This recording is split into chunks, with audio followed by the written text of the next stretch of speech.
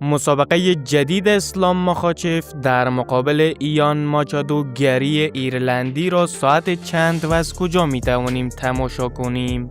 برای دانستن ساعت دقیق و طریقه تماشای مسابقه تا آخر ویدیو با ما همراه باشید. اما قبل از آن لطفاً ویدیو را لایک کرده و کانال را سابسکرایب کنید. خب در ابتدا ساعت دقیق مسابقه را برایتان میگویم. بعد هم طریقه تماشای مبارزه.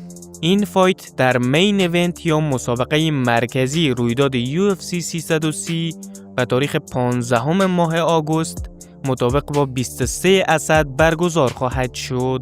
اما شروع مسابقه جدید اسلام ماخاچف به وقت افغانستان میشه یک شنبه ساعت 8 تا 9 صبح، به وقت ایران ساعت 7 تا 8 صبح، به وقت ترکیه، روسیه و عربستان ساعت 6:30 تا 7:30 صبح، به وقت اروپا ساعت 5 تا 6 صبح، به وقت انگلستان ساعت 4 تا 5 صبح و در نهایت به وقت آمریکا محل برگزاری مسابقه هم ساعت 12 تا 1 شب.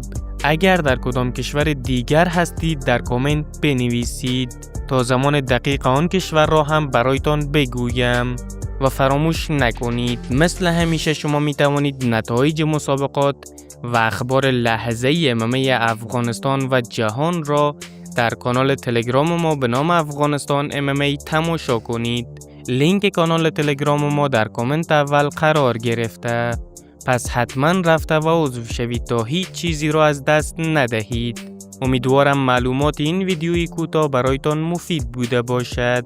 لطفاً جهت حمایت از ما ویدیو را لایک کرده و کانال را سابسکرایب کنید تا ویدیوهای بعدی و مسابقات بعدی.